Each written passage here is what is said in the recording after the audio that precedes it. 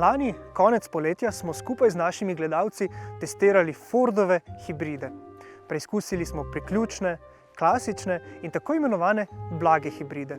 In gledalci so v primeru slednjih, torej blagih hibridov, dejali, da ti ne prinašajo kakšne posebne vozniške revolucije. Vožnja blagih hibridov naj bi bila enaka kot pri klasičnih bencinsko ali dizelsko gnanih avtomobilih.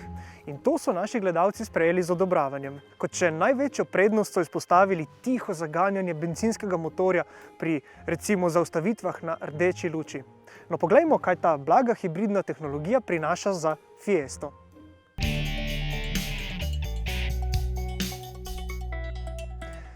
Tale šik Fiesta pride takoj na vrsto. No, še predtem pa vas čisto na hitro spomnimo, da se naročite na naš kanal in tako seveda ostanete na tekočem z vsem najpomembnejšim dogajanjem iz sveta avtomobilnosti.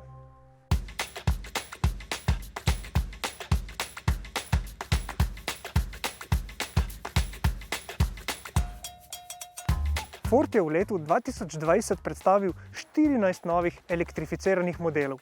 In pomemben del tega so bili blagi hibridi. Tudi Fiesta tako sledi trendu blage hibridizacije.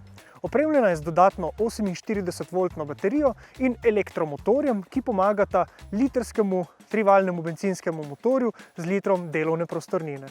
Blaga hibridna tehnologija primerljivo Fiesto podraži za 1700 evrov, no, ampak seveda prinaša nekaj prednosti, ki jih opazimo med vožnjo.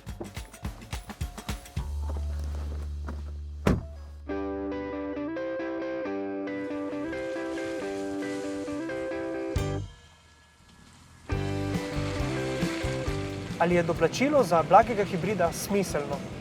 Najprej vam postrežemo s podatkom, da smo na našem testu pri mešanem ciklu beležili porabo 5,5 litra na 100 prevoženih kilometrov. In to je približno pol litra manj od primerljive Fieste brez blage hibridne tehnologije.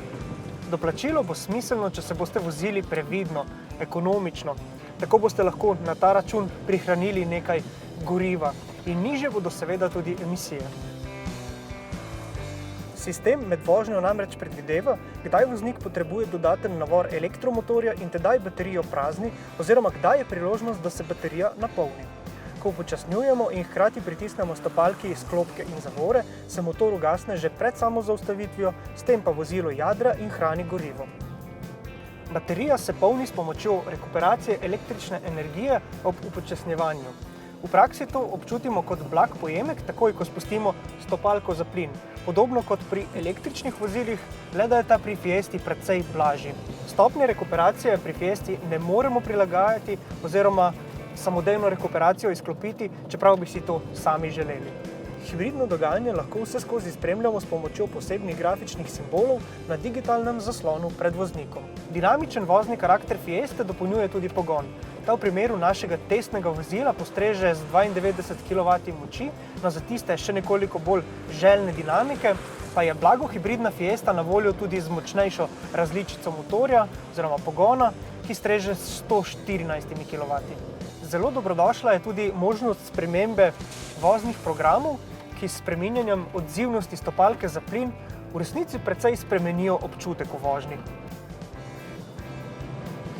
Blaga hibridna tehnologija izboljšuje tudi zvočno kuliso in to opazimo recimo na avtocesti, kjer motorja ne rabimo priganjati v višje vrtljaje oziroma ne rabimo pred vsakim vzponom prestavljati v nižjo prestavo. In zasluga gre predvsem elektromotorju, ki nadomešča določeno mero navora pri nižjem območju vrtljajev. Morda še pomembnejša razlika pa je opazna pri samem zagonu motorja. Ob delovanju sistema start-stop se ta zažene skoraj popolnoma nezaznavno.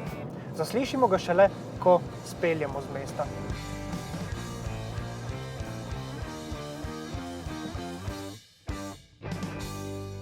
No, po drugi strani pa že kar počasi čakamo Fordov korak naprej, predvsem pri tehnologijah v notranjosti in pa asistenčnih sistemih. Saj konkurenti, predvsem tisti modeli, ki so nekoliko novejši, na teh področjih že ponujajo nekoliko več. Želeli bi si predvsem bolj informacijsko bogatih prikazov na zaslonih v notranjosti vozila in pa recimo kakšnega sistema lane centering, torej sistema, ki ohranja vozilo na sredini voznega pasu, ki ga Fiesta še ne ponuja. Vsekakor pa priporočamo doplačilo dobrih 2000 evrov za vse najnaprednejše asistenčne sisteme, ki jih ponuja Fiesta. No, tako bomo skupaj z blago hibridno tehnologijo prišli do skupne cene vozila slabih 19 000 evrov. No, morda se vam to na prvo žogo zdi veliko, ampak dodajamo, da je takšen avto že nadpovprečno dobro opremljen, saj blaga hibridna tehnologija ni na voljo pri vstopnem nivoju opreme. Fiesta torej ostaja ena najbolj šik in dinamičnih izber v svojem segmentu. No, z novo blago hibridno tehnologijo pa je nekaj pridobila tudi na področjih uglajenosti in umerjenosti. Zdaj pa si lahko ogledate tudi test Fordovih hibridov v družbi naših gledalcev ali pa testa nove Kuge in mišičnjaka Raptorja.